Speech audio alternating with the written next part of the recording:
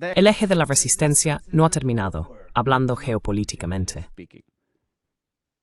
De ninguna manera. Sí, tienes toda la razón. Lo que ocurrió en Yemen fue una gran victoria para el eje de la resistencia.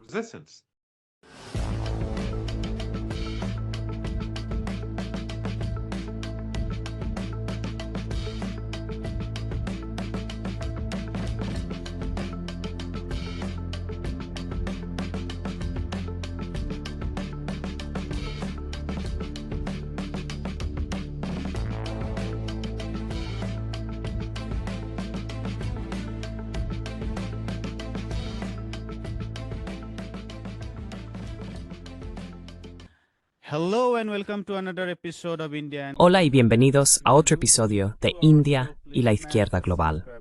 Si eres nuevo en nuestro programa, por favor pulsa el botón de suscribirte. También puedes considerar hacerte miembro de YouTube, ser patrocinador o donar una pequeña cantidad usando el enlace en la caja de descripción. En cualquier caso, por favor mira este programa, dale a me gusta y compártelo. Sin más preámbulos, déjame dar la bienvenida a nuestro invitado de hoy, el profesor Mohammad Marandi. El profesor Marandi es iraní, es un experto en Oriente Medio y geopolítica en general, y enseña en la Universidad de Teherán. Profesor Marandi, bienvenido de nuevo a India y la izquierda global.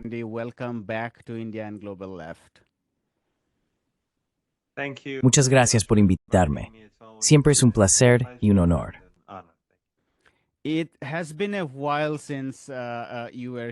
Ha pasado un tiempo desde que estuviste aquí, y han ocurrido muchas cosas.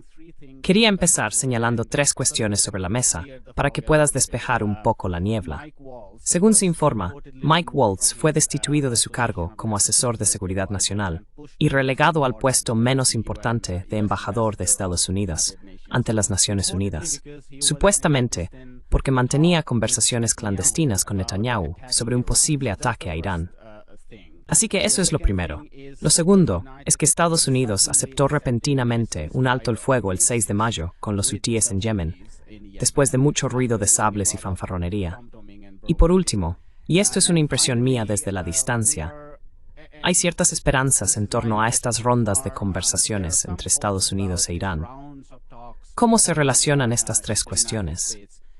Y si las estoy interpretando correctamente, ¿hay algún elemento de esperanza en lo que respecta a la política en Oriente Medio, o Asia Occidental, digamos?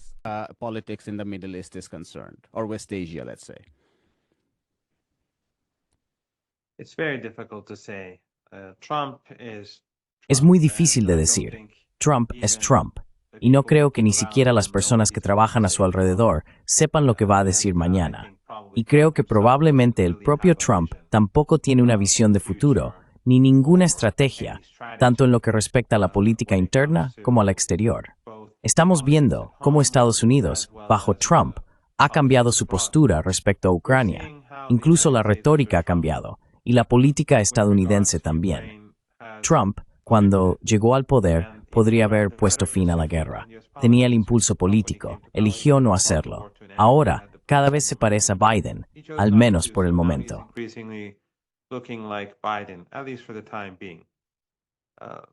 En lo que respecta a Gaza, él presionó por un alto el fuego.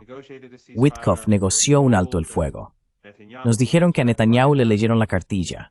Y luego, literalmente, días después, el propio Trump rompió el acuerdo y dijo que los palestinos debían abandonar Gaza, debían ser limpiados étnicamente. Y luego, por supuesto, dio luz verde a la reanudación del genocidio y el asedio por hambre. Así que es muy difícil imaginar un camino a seguir, porque Trump siempre está cambiando de postura. De repente nos despertamos con algo en Truth Social, y todos los cálculos que se habían hecho cambian. Hablas de algo en uno de tus programas y literalmente, cuando termina el programa, ves que las cosas han cambiado.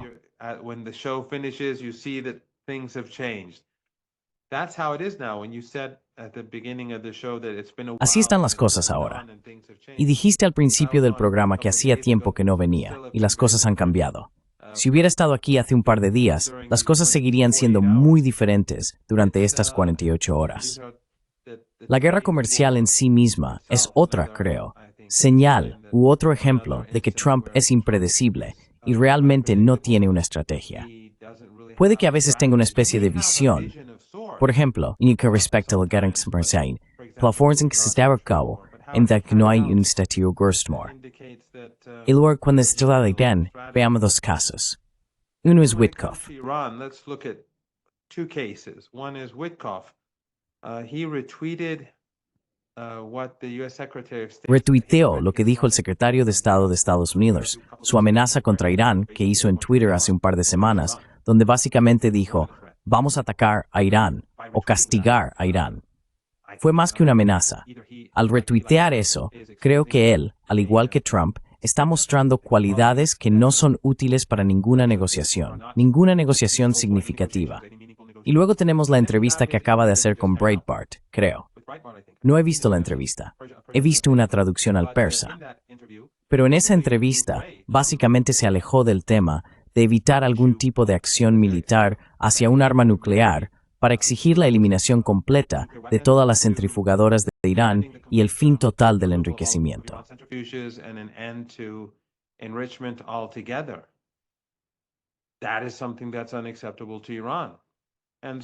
Eso es algo inaceptable para Irán. Así que parece que Estados Unidos está cambiando las reglas del juego, al menos según lo que vemos en los medios. Ahora, lo que ocurrirá el sábado, no lo sé. Pero es posible que justo después de que Trump termine su gira por la región, publique algo en Truth Social y diga que las negociaciones no tienen sentido, que los iraníes son una amenaza y así sucesivamente. Pero no sabemos hacia dónde va a ir esto.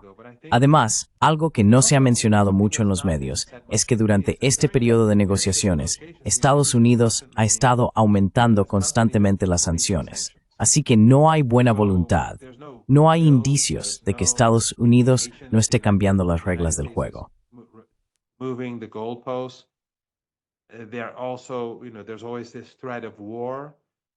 Siempre existe esa amenaza de guerra que no tomamos en serio. Existe la posibilidad de que Estados Unidos ataque a Irán, pero Irán respondería con fuerza. Pero la guerra significaría que Estados Unidos tendría que llevar 1,5 millones de soldados a la región. Ni siquiera tienen esa capacidad. Esto no es la década de los 90. El mundo ha cambiado y Estados Unidos ya no tiene esas capacidades. Es por sus guerras interminables y su mala gestión. Simplemente ya no es una opción. Esa opción ya no está sobre la mesa, digan lo que digan. Pero en cualquier caso, la amenaza de guerra, el aumento constante de sanciones y el cambio de las reglas del juego no son buenas señales.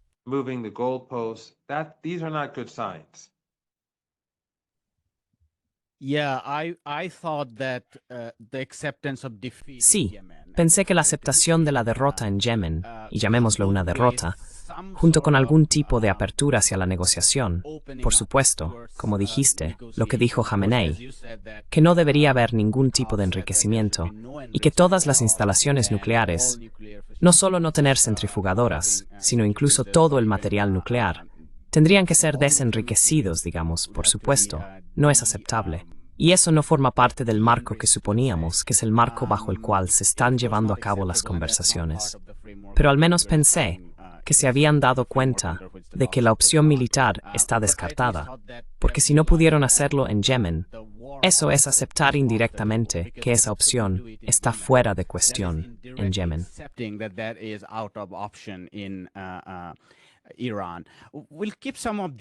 Irán. Vamos a mantener algunas de estas ideas en mente.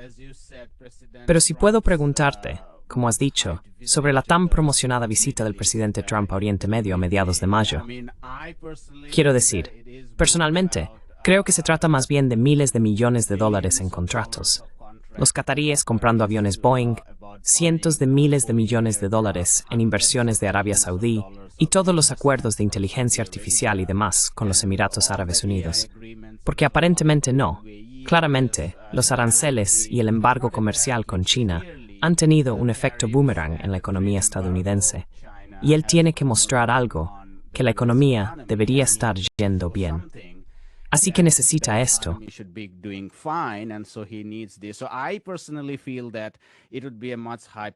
Así que, personalmente, creo que habrá mucha publicidad sobre estos acuerdos comerciales, que ya se han producido a puerta cerrada, pero habrá un gran despliegue mediático. Pero dejando eso de lado, creo que hay un ángulo relacionado con Irán, ya que las conversaciones continúan. Mi pregunta para usted es, ¿cuál es la actitud de los saudíes? Porque el viceministro de Asuntos Exteriores iraní, Abbas Araghchi, precedió la cuarta ronda de conversaciones visitando tanto Arabia Saudí como... ¿Fue Qatar? Sí, eso es. ¿Cree que los saudíes, en particular, tendrían cierta influencia para presionar a los estadounidenses hacia la normalización con Irán? Pushing the Americans for normalizations with Iran.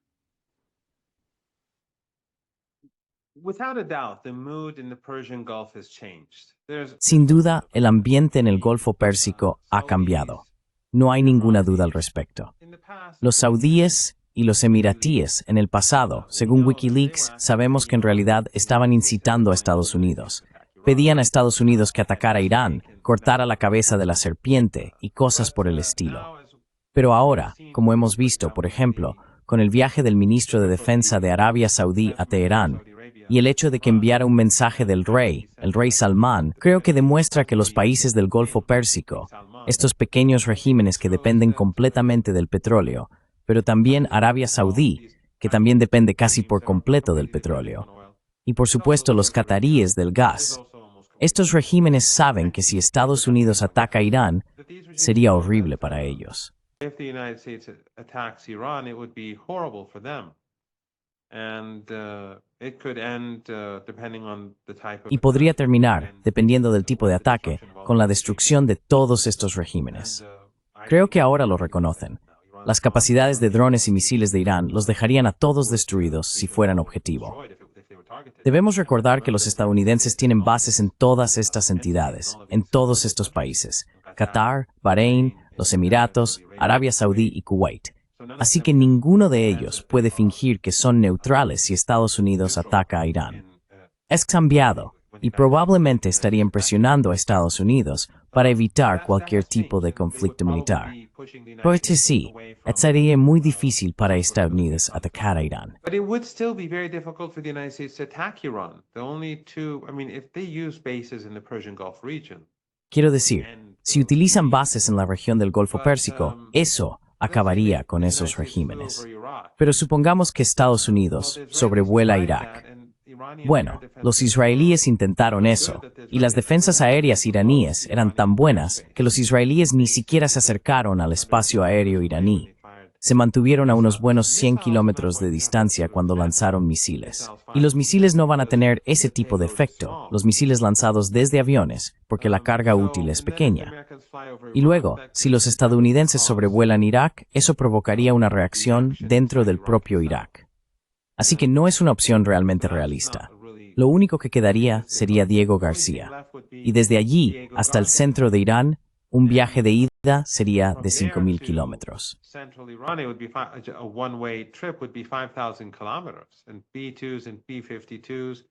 Y los B-2 y B-52 serían muy vulnerables. Así que los estadounidenses no tienen buenas opciones. Pero estoy de acuerdo contigo en que el ánimo de los países de la región ha cambiado. Y creo que el viaje del ministro de Asuntos Exteriores iraní a Arabia Saudí y Qatar es una confirmación de ello.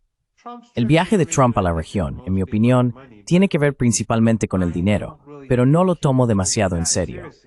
Arabia Saudí, Qatar y los Emiratos ponen todo su dinero en Occidente. Su dinero está en bancos occidentales. Occidente les saca constantemente el dinero. A Qatar siempre le están sacando dinero. Y el régimen de Qatar, ya sabes, da todos estos contratos a empresas que hacen trabajos de construcción. All these companies that do construction work. We saw this in the, for example, in the World. Vimos esto, por ejemplo, en el Mundial, que según algunas estimaciones, costó una cantidad enorme de dinero. No quiero decir exactamente cuánto, podría equivocarme. Pero ahora todos esos hoteles están vacíos. Todos esos estadios están vacíos. El aeropuerto está vacío. El metro está vacío. Simplemente se lo entregan a contratistas occidentales y empresas vinculadas a políticos occidentales y senadores estadounidenses, y así sucesivamente, solo para poder mantener sus tronos. Básicamente, eso es todo.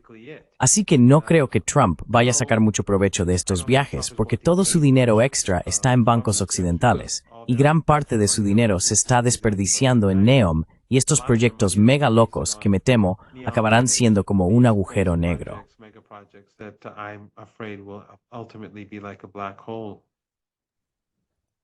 So with that very cautious, Así que, con ese análisis muy cauteloso, al menos no lo llamemos una conclusión, pero sí un análisis cauteloso, de que los monarcas del Golfo, los países de estas regiones, probablemente disuadirían a Estados Unidos de atacar a Irán, dado que temerían un enorme impacto desestabilizador, más allá del impacto económico.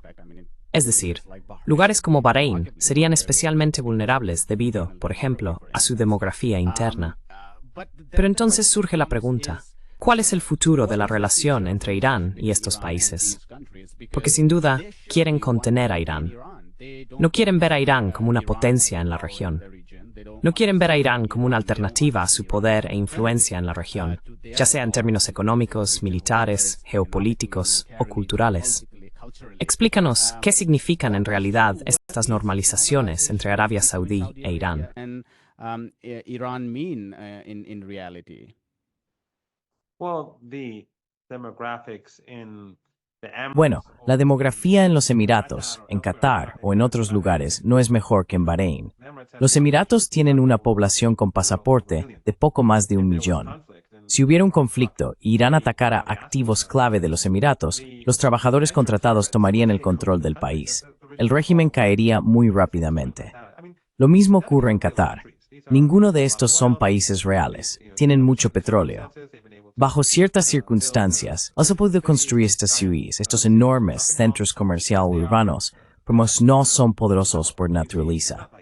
Verás, no son como, no sé, Irán, Pakistán, India y pa. Son diminutos y extremadamente vulnerables.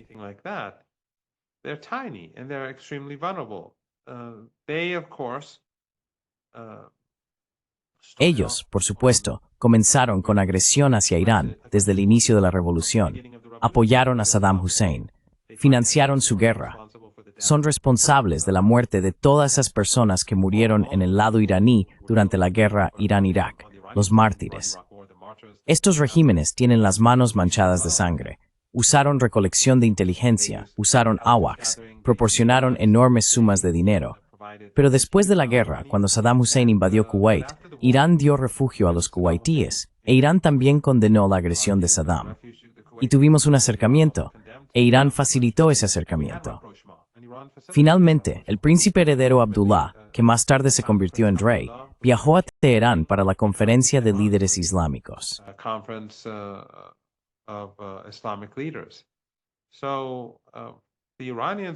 Así que los iraníes siempre están dispuestos a tener mejores relaciones. Pero lo que ha hecho Estados Unidos es condicionar a muchas entidades de la región para que mantengan distancia con Irán. Siempre ha sido una política de divide y vencerás por parte de Occidente, y en gran medida han tenido éxito. Ahora, creo que estos países reconocen que Estados Unidos ya no es lo que solía ser. No tiene la fuerza que tenía antes, y por lo tanto, están cambiando sus políticas. Quizás los emiratíes sean los más reacios al cambio, pero los demás reconocen cada vez más que Estados Unidos no ostenta la autoridad que tenía antes, y buscan mejores relaciones con Irán, lo cual está bien. Para los iraníes, siempre han querido relaciones normales.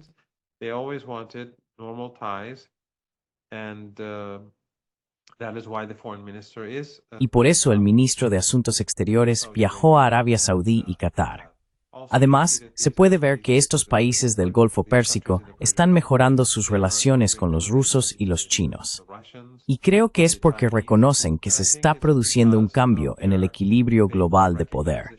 No es que Estados Unidos haya dejado de ser la entidad más influyente al otro lado del Golfo Pérsico, sigue siéndolo. Estas dictaduras familiares, sus hijos, sus nietos, todos estudian en Occidente, viajan a Occidente de vacaciones, están estrechamente ligados a Occidente. Pero el mundo está cambiando, y creo que ellos lo reconocen. El simple hecho de que hace 10 o 15 años pedían ataques contra Irán y socavar completamente a Irán, y ahora dicen algo completamente diferente, creo que lo refleja.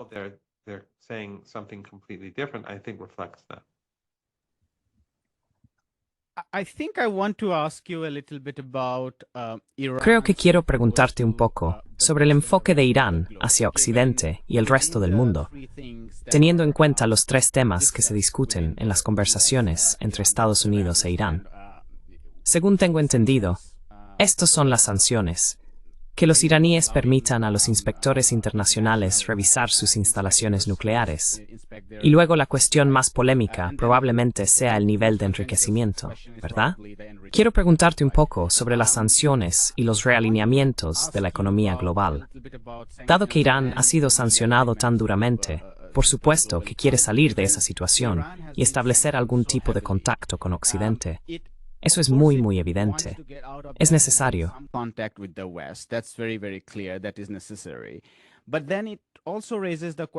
Pero esto también plantea la pregunta que muchos otros en el sur global se están haciendo. Quizá tengamos que considerar alternativas a Estados Unidos, porque están desmantelando unilateralmente el orden de la OMC. Están desmantelando unilateralmente el orden global en general. Así que nos volvemos más vulnerables al depender de Occidente. Tal vez deberíamos fomentar una mayor colaboración sur-sur. En ese sentido, ¿cuál crees que es la estrategia iraní? Suponiendo que las negociaciones avancen como ellos desean y haya cierta normalización con Occidente, también deben estar pensando en consolidar aún más sus relaciones con China, India y Rusia, que se han profundizado a lo largo de los años.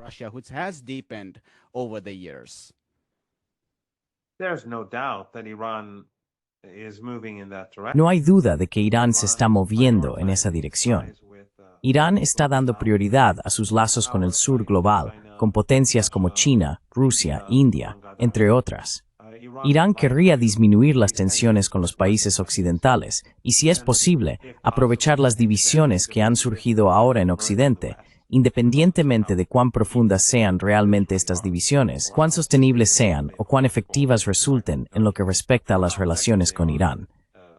Pero Irán querría tener mejores relaciones, y por eso negocia.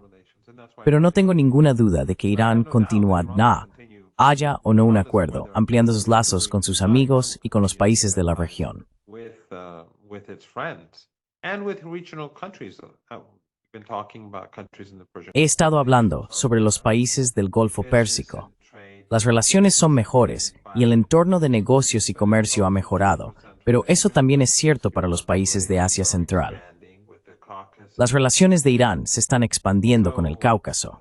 Así que hoy Irán es mucho menos dependiente de Occidente, y por eso el régimen de sanciones no está teniendo el tipo de efecto que tenía antes. Aún de un impacto, sigue siendo significativo y sigue siendo perjudicial para los iraníes de a pie, porque Occidente está apuntando a los ciudadanos comunes. En el pasado solía ser muy difícil para la gente reconocer cómo Occidente está atacando a personas inocentes. how the West is targeting innocent people. But after Gaza, the Holocaust that we've seen. Pero después de Gaza, el holocausto que hemos visto allí, el genocidio, el ataque diario a niños y mujeres, y el apoyo que Occidente brinda, el apoyo incondicional que Occidente da al régimen israelí, creo que ahora para todos está claro lo que realmente significa la civilización occidental. Pero en cualquier caso, las sanciones están perdiendo importancia, e Irán continuará avanzando en una dirección que reduzca su vulnerabilidad ante las instituciones financieras occidentales y el dólar. Y ahora que Rusia se ha unido al club de los países sancionados, y ahora que China está siendo cada vez más objetivo de Estados Unidos, las relaciones entre Irán, Rusia y China están evolucionando muy rápidamente.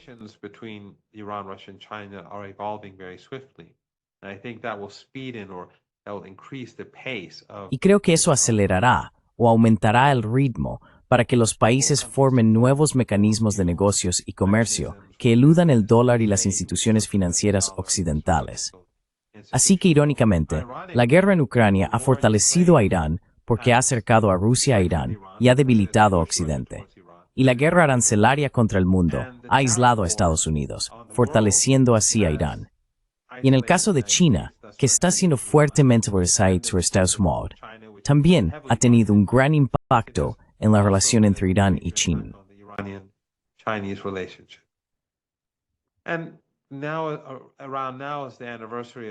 Y ahora se cumple el aniversario de la desaparición del presidente Raisi. Bajo su presidencia, Irán se unió, como sabes, a la Organización de Cooperación de Shanghái y luego se unió a los BRICS. Así que las circunstancias están cambiando muy rápido. Y creo que Estados Unidos está sobrecargado. Está cansado. La gente está cansada de estas guerras interminables. Así que creo que la capacidad de Estados Unidos para dañar a Irán está disminuyendo, incluso si hay un ataque contra Irán. Será un ataque limitado. Como dije antes, no pueden librar una guerra contra el país.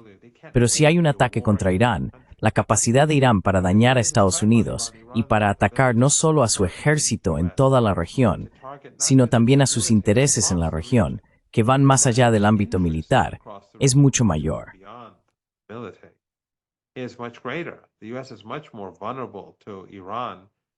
Estados Unidos es mucho más vulnerable a Irán que Irán a Estados Unidos, porque Irán tiene más de 300 bases subterráneas en todo el país. Cuenta con drones y misiles guiados de precisión.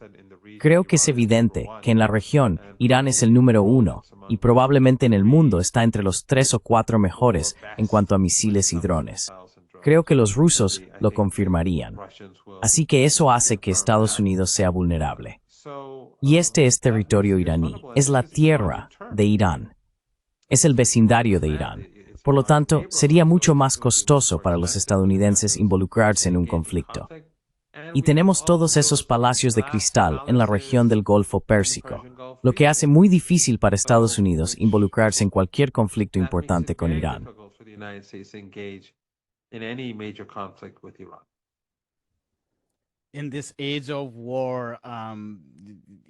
En esta era de guerra, la tecnología militar se ha promocionado tanto para poder exportarse.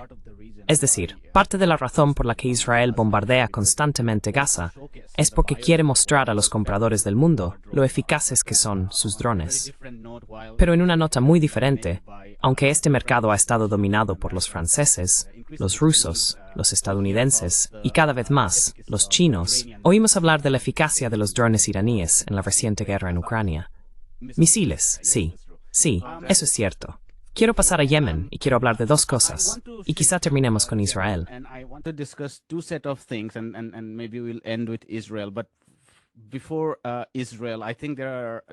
Pero antes de hablar de Israel, creo que hay otra dimensión en la cuestión de Yemen. Que Estados Unidos aceptara el alto el fuego el 6 de mayo con Ansar Allah indica que o bien acepta que es incapaz, o bien no está interesado en cambiar el statu quo en la región. Esto es algo de lo que no se habla a menudo. Desde que comenzaron los bombardeos indiscriminados sobre Yemen bajo el mandato del presidente Trump, muchos artículos y analistas de asuntos exteriores en Occidente empezaron inmediatamente a hablar de una ofensiva terrestre liderada por el IRI, el gobierno reconocido internacionalmente, así llamado, para que los hutíes fueran derrocados. So that the Houthis would be toppled. So it's not just about containing the... Así que no se trata solo de contener a los hutíes para que no bombardeen en el Mar Rojo y Bab al-Mandab, sino que también se trata de un cambio de régimen. Y desde luego, los saudíes y los emiratíes, que son tan clave en esta guerra civil, debieron de decir que no. Y por eso los omaníes pudieron negociar esta guerra. ¿No es esto una aceptación directa de que Ansar Allah va a quedarse allí? Y eso también significa que hay que reconocer que todas estas conversaciones sobre el debilitamiento del eje de la resistencia con la caída de Damasco y, en cierta medida, el debilitamiento de Hezbollah, aunque eso se puede debatir, el eje de la resistencia no ha terminado, geopolíticamente hablando. The axis of resistance isn't over, geopolitically speaking. By no means, yes, you're absolutely correct. What happened in Yemen De ninguna manera. Sí, tienes toda la razón. Lo que ocurrió en Yemen fue una gran victoria para el eje de la resistencia. Y Ansarullah obligó a Estados Unidos a, para invertir las palabras de Trump, capitular, porque lo que vimos fue una capitulación por parte estadounidense. Los estadounidenses dijeron, sabes, Ansarullah ya no atacará nuestros barcos y nosotros ya no atacaremos a Ansarullah. Pero así era antes de que Trump iniciara este conflicto. Ansarullah nunca atacaba los barcos de nadie. Dijeron que el Mar Rojo está cerrado a los barcos vinculados a Israel, porque el régimen israelí reanudó el asedio de hambre. Restarted the starvation siege. And that was even before the genocidal attacks were Y eso fue incluso antes de que se renovaran los ataques genocidas. Primero, Israel y Netanyahu reiniciaron el asedio, y fue entonces cuando Ansar Allah les dio 4 o 5 días para poner fin al asedio de hambre. Después de eso, volvieron a cerrar el Mar Rojo. La razón por la que el Mar Rojo está cerrado al tráfico marítimo en este momento es porque Estados Unidos inició una guerra en el Mar Rojo. Por eso las compañías de seguros, las tarifas que exigen son tan altas que ningún barco va a navegar por allí. Así que Trump básicamente capituló. Y eso, por supuesto, es algo que no vas a ver en los medios occidentales, porque va en contra de la narrativa de un eje de resistencia debilitado.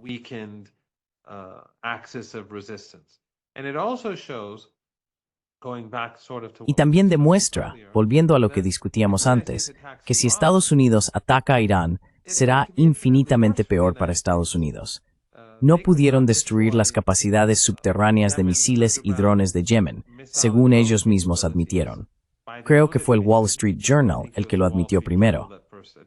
¿Cómo van a enfrentarse a Irán, que es infinitamente más poderoso y que tiene tantos activos estadounidenses a su alrededor, y donde todos esos palacios y castillos de cristal están cerca, justo al otro lado de la región del Golfo Pérsico? Así que eso es una gran derrota. Y también en cuanto al debilitamiento de Hezbollah, señalaría que en la guerra todos se debilitan.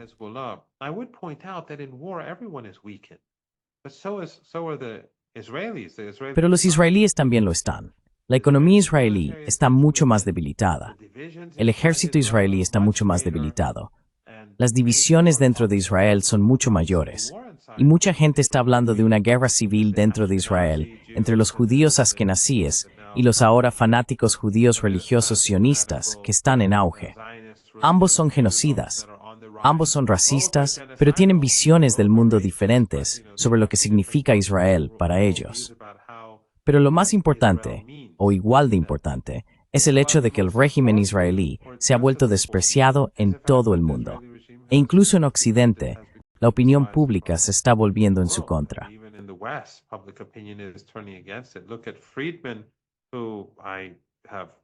Mira a Friedman, por quien no tengo ningún respeto, pero su artículo en el New York Times refleja esta realidad cambiante en Occidente, donde especialmente los jóvenes están volviéndose en contra del sionismo, del etnosupremacismo, del apartheid, de la limpieza étnica y del genocidio en Palestina. Las circunstancias no son buenas para Estados Unidos, no son buenas para el régimen israelí. Y añadiría un último punto, y es Siria.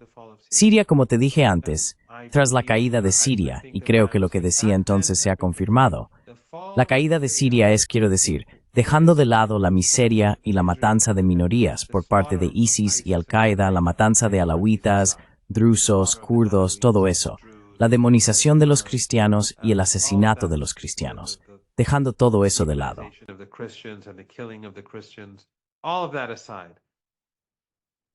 Incluso los suníes, que no están de acuerdo. Sí, los sufíes suníes moderados, los suníes laicos, todos son objetivo de estos maníacos, de estos terroristas takfiríes. Jolani fue un lugarteniente del ISIS y ahora está en París, donde ya sabes, su ISIS finalmente ha regresado a casa. Pero lo que ha ocurrido en Siria es que aquellos que, porque Estados Unidos y Occidente, como dije antes, utilizan políticas de divide y vencerás, fueron capaces, a través de los medios de comunicación y de estas dictaduras árabes, ya sean ricas en petróleo o en gas, de crear una división en la región para antagonizar a Irán y a la resistencia por Siria, de utilizar el sectarismo y el racismo durante la guerra sucia en Siria para crear esta división. During the dirty war in Syria to create this divide. And Western media, of course, had the same narrative, but Y por supuesto, los medios occidentales tenían la misma narrativa, pero la siguieron de una manera diferente para antagonizar a Irán. Pero ahora creo que está claro. Muchos suníes de la región, amigos míos, y personas fuera de la región en Occidente, occidentales, ahora entienden que Irán tenía razón, que Sayyid Hassan Nasrallah tenía razón, que lo que estaba ocurriendo, la guerra sucia en Siria, la operación Timber Sycamore, donde Al-Qaeda estaba del lado de Estados Unidos, como admitió Jake Sullivan al principio, el 12 de febrero de 2002, la gente está despertando a esta realidad. La gente ve que Irán tenía razón. El eje de la resistencia tiene razón. People see that Iran was right. The axis of resistance is right. Erdogan, Qatar, the king of Jordan, Erdogan, Israel, Qatar, el rey de Jordania, Israel, la OTAN, todos estaban conspirando para destruir Siria en interés de Occidente. Erdogan, por supuesto, quería su parte del pastel. Qatar quería su parte del pastel. Pero en última instancia, Estados Unidos no libra guerras sucias por el bien de la gente de la región. Lo hacían por el bien de Israel. Por eso, después del 11S, decidieron llevar a cabo 7 guerras. Todas estas guerras, como sabemos, se llevaron a cabo por el bien de israelí. Netanyahu las impulsaba, como han señalado recientemente muchos intelectuales, analistas y otros. and others have been pointing out. One element that struck me about the ceasefire. Un elemento que me llamó la atención sobre el alto el fuego fue que no había ninguna cláusula sobre el bombardeo de barcos israelíes, o barcos con destino a Israel, o incluso sobre bombardear Israel, ¿verdad? Y dado que sabemos tanto sobre la influencia del lobby israelí en Estados Unidos, quiero decir, es sorprendente que Estados Unidos pudiera pasar por alto eso y simplemente retirarse de Yemen, probablemente porque les estaba costando demasiado. Esta fue, sin duda, la guerra más costosa de Donald Trump, de la que se ha retirado, y creo que en su sano juicio.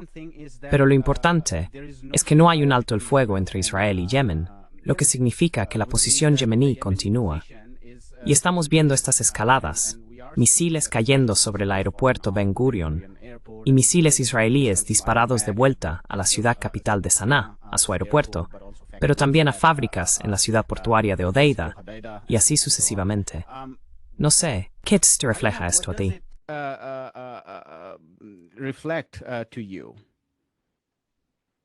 Well, first and foremost, I think Bueno, ante todo, creo que lo que está claro es que Occidente ha quedado completamente expuesto, no solo en Gaza, no solo a través de los ataques genocidas en Líbano.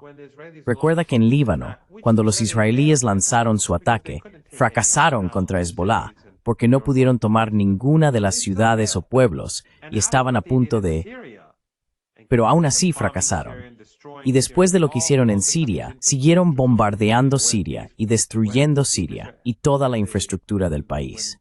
Así que cuando los terroristas respaldados por Occidente y sus aliados regionales decían que todo en Siria estaría bien tras la caída del presidente Assad, vimos que ocurrió lo contrario.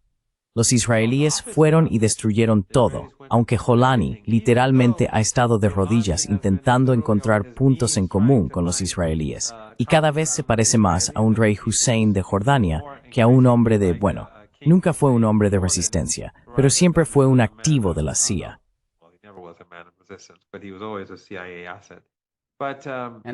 Y a pesar de que Turquía cuenta con el apoyo de Arabia Saudí, Israel sigue siendo implacable, incluso aunque Arabia Saudí respalde a Turquía. Por supuesto, porque Erdogan está en el campo de la OTAN. Solo es un líder fuerte cuando intimida a la gente de la región o a su alrededor. De lo contrario, si recuerdas, cuando Trump amenazó con sancionar a Turquía, o sancionó a Turquía brevemente por aquel pastor estadounidense, se rindió de inmediato. Se sometió a Estados Unidos de inmediato. Así que la relación paralela entre Erdogan y Washington es clara. Pero en cualquier caso, lo que ha sucedido en Siria ha reivindicado a Hezbollah. Ha demostrado que Hezbollah debe tener capacidades militares para resistir al régimen israelí. De lo contrario, si Hezbollah es desarmado, el destino del Líbano será igual que el de Siria.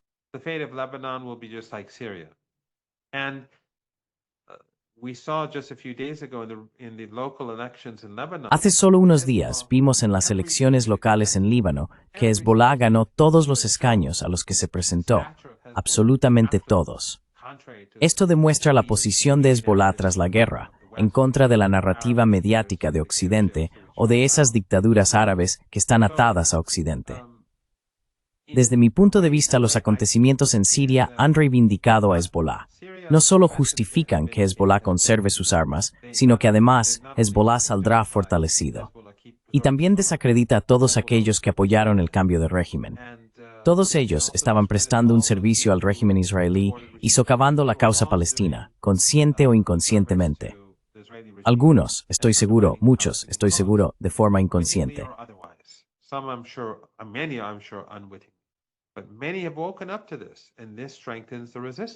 Pero muchos han despertado ante esto, y esto fortalece la resistencia. La resistencia hoy en día se ven esas divisiones sectarias, religiosas y raciales que Occidente y sus aliados locales utilizaban, han disminuido mucho. Y Ansarullah desempeña un papel enorme en esto. Ansarullah, Hezbollah, todas estas entidades están luchando por personas en que son suníes. Esto ha destruido esa narrativa de divide y vencerás, esa narrativa promovida para dividir y dominar la región. Ha destruido esa narrativa. Así que cuando el régimen israelí bombardea a Ansarullah, o cuando no bombardea a Ansarullah, solo bombardea objetivos civiles.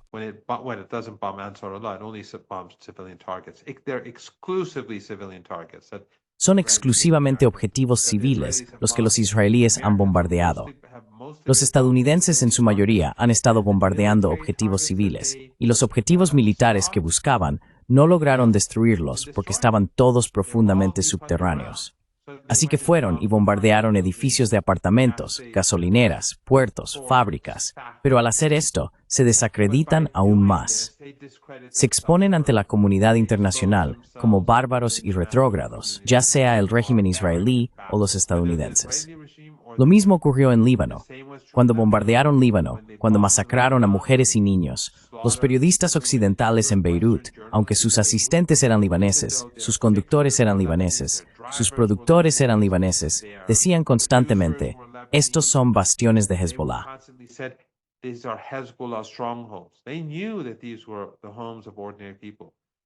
Sabían que estas eran las casas de gente corriente, pero eran apologistas de este régimen genocida porque simplemente son peones. Y los medios occidentales son básicamente una herramienta de las potencias occidentales.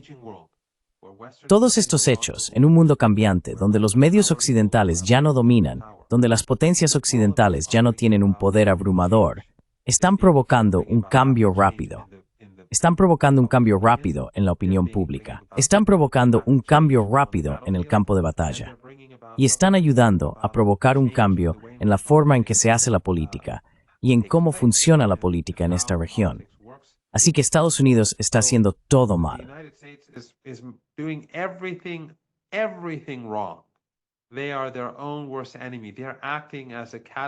Son su peor enemigo. Están actuando como un catalizador para socavarse a sí mismos, igual que la guerra en Ucrania, igual que las guerras interminables, igual que la guerra arancelaria. Todo esto, especialmente al ocurrir simultáneamente, y los ataques bárbaros en Yemen, Gaza, Líbano, Siria, todo esto les está perjudicando.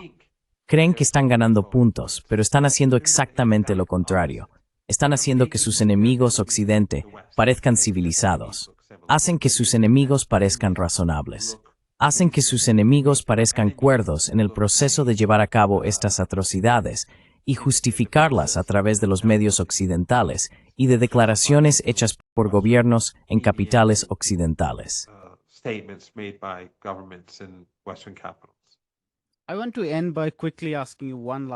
Quiero terminar haciéndote rápidamente una última pregunta sobre los medios occidentales relacionada con mi pregunta sobre Gaza, porque mientras nos centramos en todos estos acontecimientos, y están ocurriendo muchas cosas en India y Pakistán, sobre las que tendremos 2 programas más inmediatamente después de este, uno con el profesor Taimur Rahman, de Pakistán, y otro con Bishai Prashad.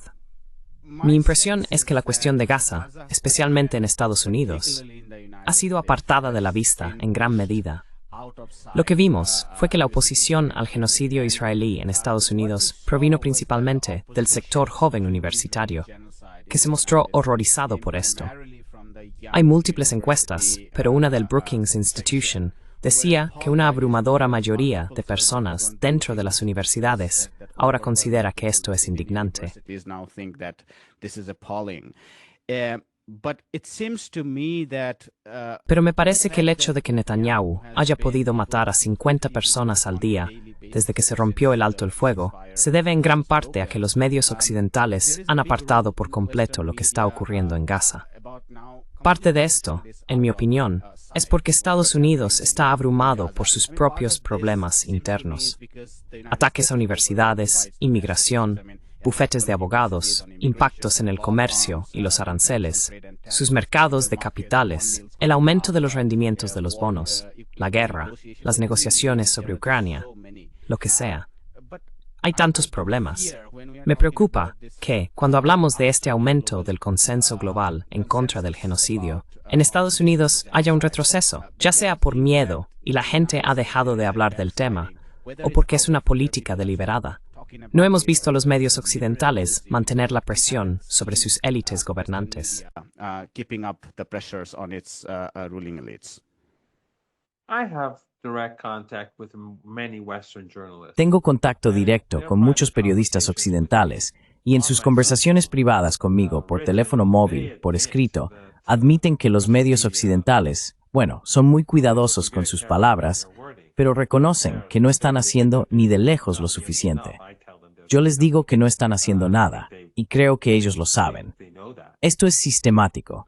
Recuerda, el 93% de los medios estadounidenses está controlado por 3 corporaciones. Todas estas corporaciones están interconectadas con el Estado.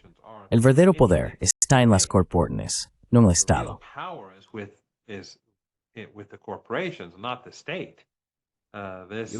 Me recuerda a los primeros capítulos de Herman y Chomsky en Manufacturing Consent.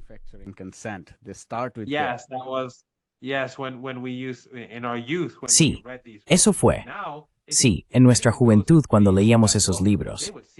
Ahora, si alguien va y lee ese libro, vería lo desfasado que está, porque las cosas son mucho más claras y evidentes hoy en día que entonces, especialmente porque durante los años de Clinton eliminaron todas las leyes que permitían que estos monopolios crecieran.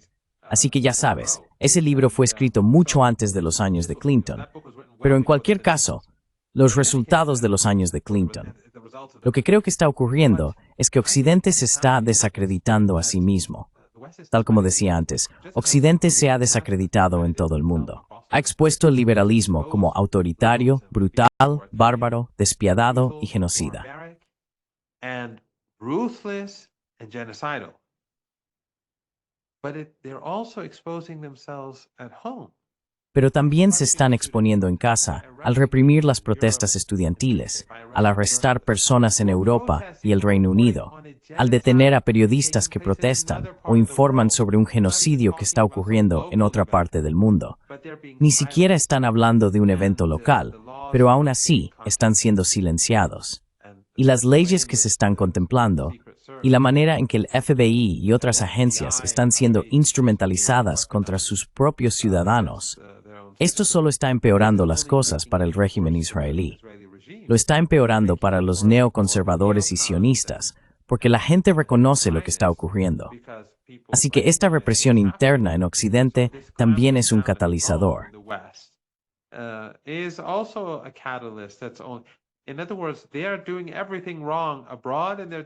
En otras palabras, están haciendo todo mal en el extranjero y todo mal en casa al mismo tiempo.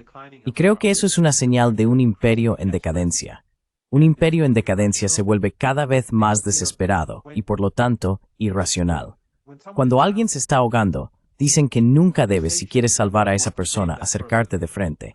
Debes ir por detrás e intentar salvarla. Porque esa persona, por desesperación, se aferrará a ti y probablemente te ahogará también. Ahora, el imperio occidental, deberíamos dejar que se hunda, pero me refiero a la gente común.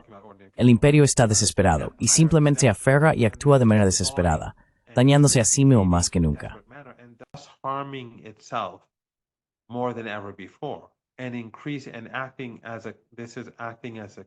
Y esto está actuando como un catalizador para derribar el imperio más rápidamente. Pero no hay duda de que están censurando Gaza. No hay duda de que la matanza de decenas de personas cada día de media en Gaza debería ser la principal noticia en todo el mundo. especialmente cuando se hace en nombre del racismo, cuando son llamados Amalek, según los israelíes. Cuando los israelíes han demostrado que tienen la intención de cometer un genocidio, es simplemente increíble que el racismo que vemos hoy sea tan abierto. Lo que los británicos hicieron en la India, en tu país, es horrible. Pero en cierto modo, esto es mucho peor, porque en la India, la gente de todo el mundo no lo estaba viendo. Quizá las cifras fueran mucho mayores.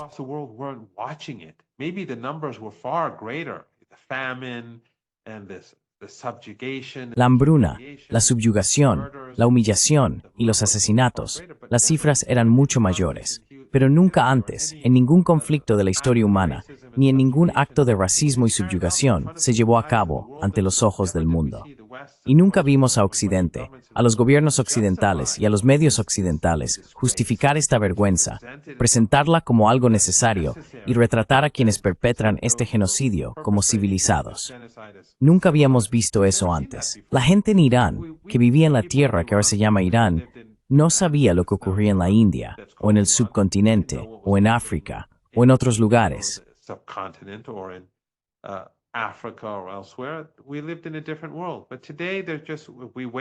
Vivíamos en un mundo diferente. Pero hoy nos despertamos y vemos estas escenas cada día.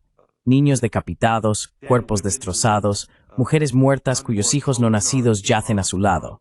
Cada día vemos este tipo de cosas. Los medios occidentales, en efecto, lo están ocultando porque Occidente no es libre, porque Occidente no es democrático, porque los regímenes en Occidente son racistas, jerárquicos y eurocéntricos. Y esto es imperdonable. Pensé que tu última pregunta es sobre la India y Pakistán. Así que solo hacer un pequeño apunte.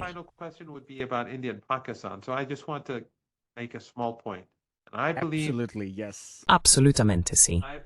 Creo que esta guerra, simplemente no he profundizado tanto en eso, ya que ya estoy planeando 2 programas. Pero es muy importante escuchar una perspectiva iraní sobre lo que está ocurriendo en el subcontinente.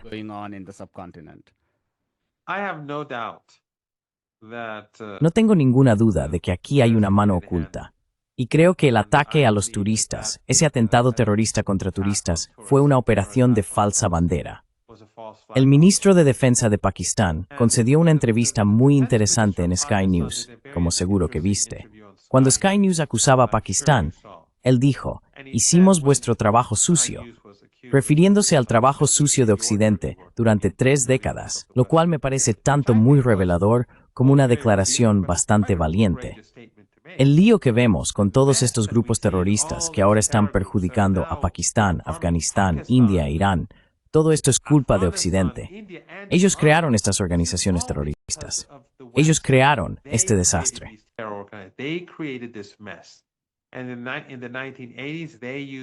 Y en los años 80 utilizaron a Pakistán.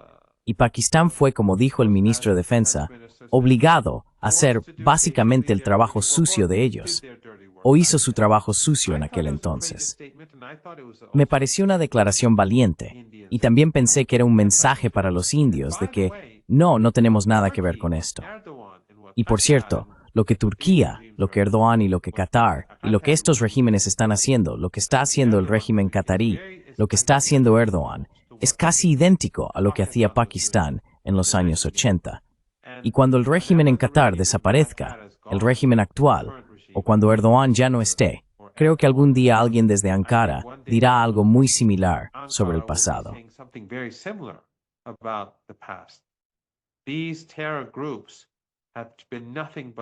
Estos grupos terroristas no han traído más que miseria para todos, pero son herramientas de Occidente. Por su propia confesión, vemos a Jolani en París, y pronto estará en Londres. Son organizaciones occidentales. Así que creo que la guerra que está ocurriendo, o la batalla que se está librando entre Pakistán e India, tiene su raíz en Occidente. No creo que Pakistán haya tenido nada que ver con ese atentado terrorista. Y creo que quienes se benefician, los únicos beneficiarios de esta guerra, no residen en India ni en Pakistán. Quizás, por supuesto, haya quienes quieran vender armas y demás, pero aparte de eso, los beneficiarios están fuera.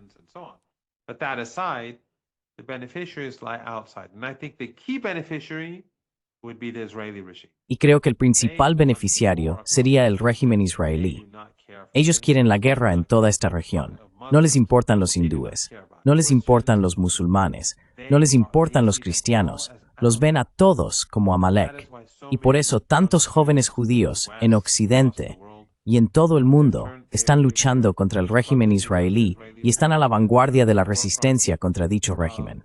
Y están siendo reprimidos por universidades y gobiernos en Occidente porque señalan que el régimen israelí tampoco respeta el judaísmo, ya que el sionismo está cometiendo todos estos crímenes en nombre del judaísmo. Y muchos judíos están diciendo, no, no en mi nombre. Many Jews are saying, no, not in my name.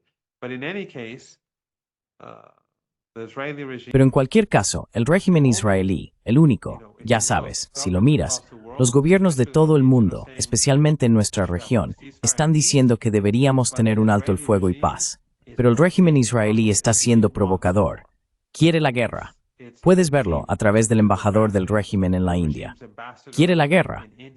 Pero ¿qué pasa si la guerra realmente se vuelve seria? Ambos bandos perderán. Todos lo sabemos. Sabemos que no hay victoria en una guerra cuando ambos bandos tienen armas nucleares. Entonces, ¿por qué este embajador está impulsando el conflicto? ¿Por qué el régimen está impulsando el conflicto? No les importan los indios o pakistaníes muertos. Les importa el régimen supremacista sionista y los intereses de los racistas que gobiernan Palestina y subyugan a los palestinos.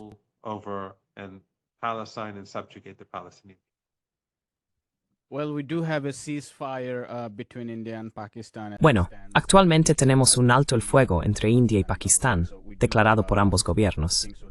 Así que esperamos que la situación se desescale a partir de ahí. Quiero decir, seguirán existiendo pequeños problemas, pero con suerte se evitará una guerra a gran escala. Me alegra mucho, que creo que has señalado el punto correcto, sobre la admisión del ministro de Asuntos Exteriores pakistaní respecto a la participación en ese proyecto radical que comenzó en 1979, cuando el proyecto liderado por Arabia Saudí y Estados Unidos de financiar yihadistas para derrocar al gobierno comunista en Afganistán empezó, provocando la invasión soviética.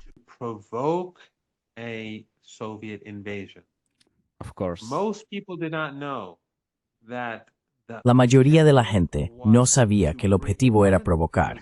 No fue el resultado de la invasión soviética. Era provocar una invasión soviética. Brzezinski presentó este plan a Carter. La gente puede encontrarlo en Internet. Y la intención era financiar a estos grupos para que la Unión Soviética invadiera. Querían sacrificar Afganistán.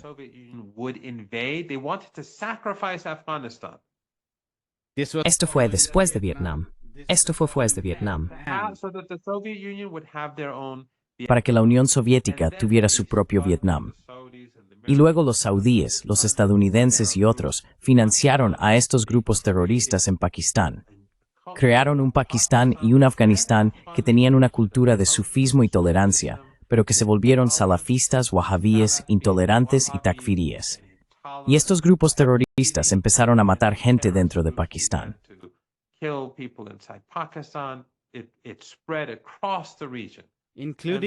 Se extendió por toda la región, incluido el golpe de Estado en Pakistán, donde el gobierno fanático del general Zia-ul-Haq llegó al poder y reemplazó probablemente el experimento democrático de izquierdas más emocionante de Pakistán bajo,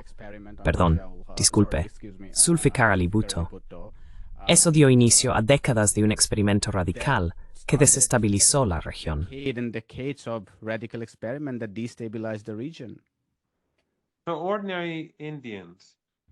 Así que los ciudadanos comunes de la India y Pakistán deberían reconocer dónde reside realmente el problema. Y si la India y Pakistán tuvieran buenas relaciones, imagina cómo beneficiaría al auge de Asia. ¿Y quién no se beneficia del auge de Asia? Absolutamente. ¿Quién se beneficia del auge de Asia? Profesor Marandi, debo decir que ha sido una conversación maravillosa. Ha sido una charla en formato largo que de alguna manera compensa que haya pasado un tiempo desde su última visita a nuestro programa. Pero muchísimas gracias. Ha sido realmente muy esclarecedor y enriquecedor. Muchas gracias. Siempre es un placer y espero verte pronto. Thank you. Gracias. Hola, me llamo Ayushman. Junto con Jyotishman, hemos puesto en marcha esta plataforma. Durante los 2 últimos años, hemos intentado crear contenido para las fuerzas de izquierdas y progresistas. Hasta ahora hemos entrevistado a economistas, historiadores, comentaristas políticos y activistas. Si te ha gustado nuestro contenido hasta ahora y quieres que construyamos un archivo para la izquierda, tengo 2 peticiones para ti.